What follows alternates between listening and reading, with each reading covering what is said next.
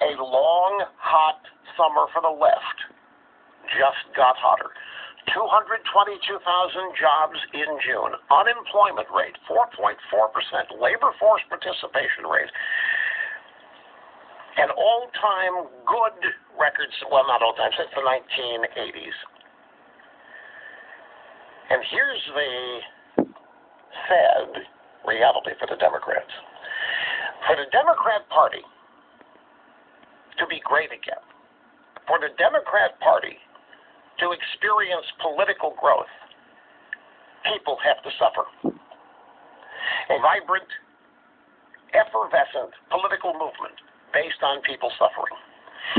But that's what the Democrats need in order to, they need more people out of work. They need more people without health care. They need more people without insurance. They need more people in pain, economic in other words. They need more people incapable of helping themselves. They need more people demanding that government do something, anything for them.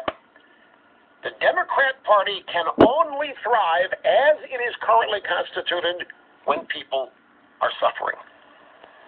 A Democrat and a member of that party, the economy, and the American people, if the Republican-controlled Congress would simply do what they were elected to do, repeal of Obamacare, imagine.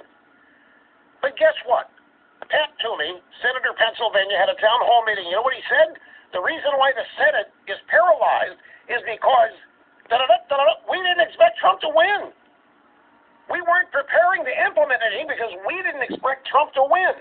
After 7 years of promising to repeal Obamacare, you still had nothing on paper that you could advance, even if you thought it would be defeated because you weren't going to control the Senate, you weren't going to have the White House.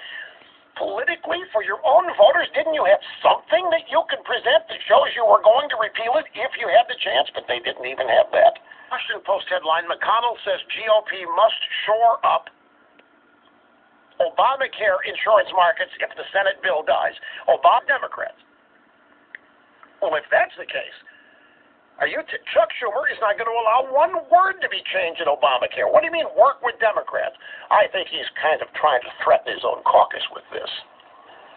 They didn't expect Trump to win. Okay, Trump did win. That was 6 months ago.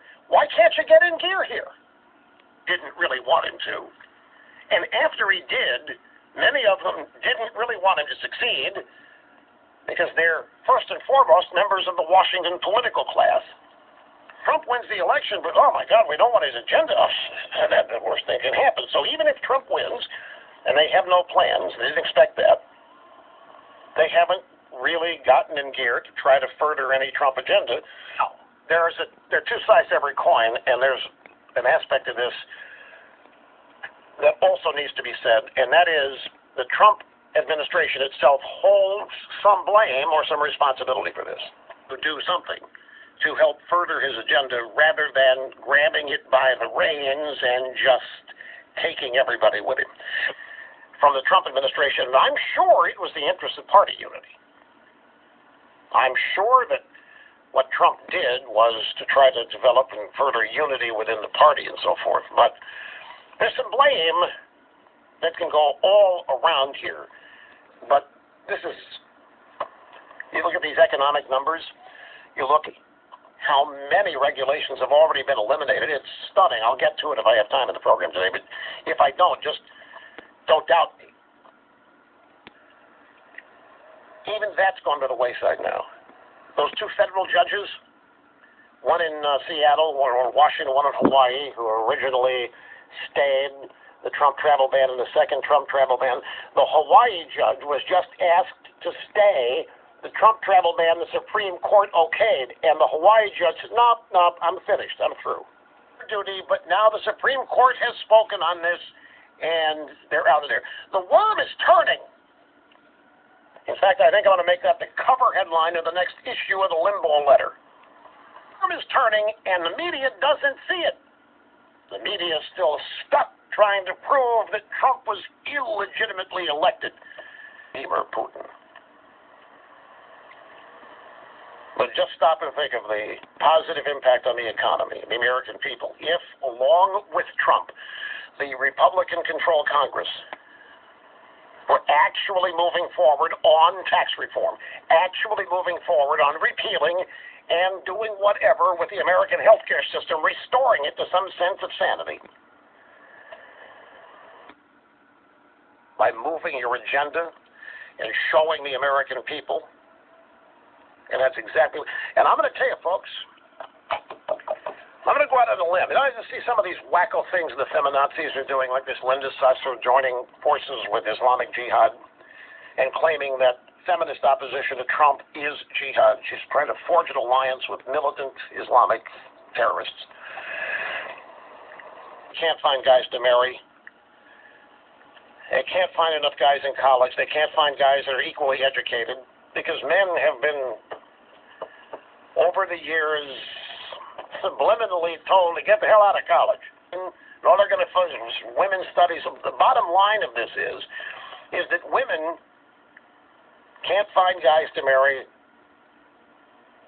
can't find guys to have relationships with because guys their age are still living at home in their pajamas in the basement playing video games. It's the one place they don't get hassled.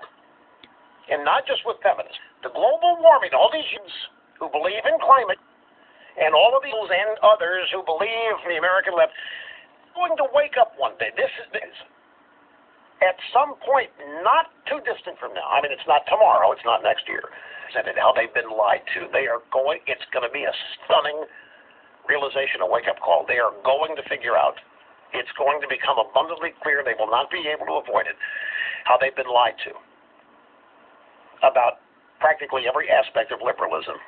From feminism to climate change, to global warming, environmentalism, all of these things they hold dear that are near religious in their devotion, they are going to realize total BS. I have hoped that would happen in the last 30 years, but it's to the point now where things on the left are disintegrating. They don't know it yet. Don't misunderstand. We're way ahead of the curve here. This is what being on the cutting edge societal evolution. I know the left is winning every day. I know it does, but they're not, folks. Everything's fraud. There's no news. The man out. Something very nice happened at Fox News recently involving me, Steve Goose. 26C Rush on the EIB network. Merkel, didn't mean to say guys exclusively, talking, and Trump tweets that everybody's talking about Podesta not letting the investigative agencies look at the DNC server. Get real, Trump. Get a grip. Everybody here is talking about how he gets it out in the news again that the Democrats will not let the FBI or the CIA look at their computer. That probably was the one thing hacked during the election. And in the middle of it. And Trump's the only president since Reagan to acknowledge it. Rush going to break. But right now you're witnessing. And we got some speeches from Reagan when he was in a similar circumstance as Trump.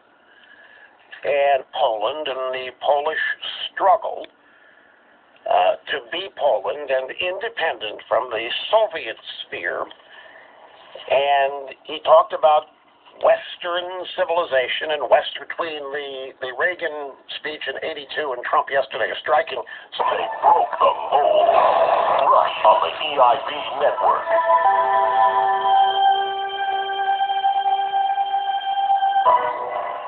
Confidence. He was looking down at Trump. Quarterly profits to soar 72% compared to a year ago. And according to the Wall Street Journal, strong sales of the newest iPhone could actually benefit Samsung, which will provide components for at least one model of the device. It's nearly the whole market for organic light-emitting diode flexible displays. I'm Ann Cates. Is go to the G20 dinner. After a full day of sitting around smoking these guys and BSing these guys and having to sit there and put up with all it, and then have to go to dinner and sit there for 3. Man, I am so glad I am not in that bed. Now, from sunny South Florida, Last thing. Wide Friday. I'm watching Trump and Melania roll up to dinner in a limousine, and I'm saying, I am I couldn't do it.